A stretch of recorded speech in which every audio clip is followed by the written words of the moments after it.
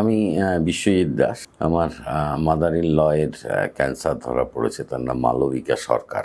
তিনি আদপে রায়গঞ্জে থাকেন, আমরা যাদবপুরে থাকি। তাকে যাদবপুরে এনে আমরা প্রথম ট্রিটমেন্ট শুরু করি আজ থেকে প্রায় বছর খানেক আগে। প্রথমে উনি খেতে পারছিলেন না এবং অদ্ভুতভাবে ওনার ওজনটা খুব রিডিউস হয়ে যায়, মানে প্রায় 50-এর কাছাকাছি ওজন ছিল, সেটা 35 কিলোতে নেমে যায়।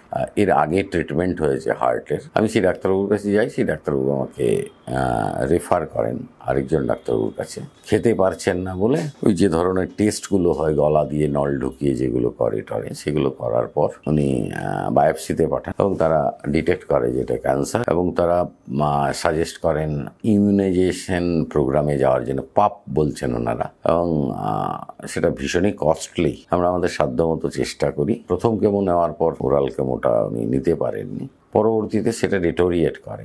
এখন যেটা হলো সেটা খুবই যন্ত্রণা করছেন, শুতেও পারছেন না, বসতেও পারছেন না, পেটে অসহ্য যন্ত্রণা। কারণ ওনার এবং হচ্ছে যে খাদ্য নালীতেও সেটা আছে, উনি খাবার এখনও ঠিক মতো করে খেতে পাচ্ছেন না। এক বন্ধু তিনি আপনাদের এই খোঁজটা দেন এবং সেটা আমার স্ত্রী আপনাদের এই সেন্টারের সঙ্গে যোগাযোগ করে। সেভাবে আমরা এই সেন্টারটার খবর জানতাম না। যাদবপুর খুব কাছেই, এমন কিছু দূরে নয়, তবুও আমরা জানতাম না। জানতে পারলে হয়তো আগে আমরা এটাকে ট্রাই করতাম প্যারালালি।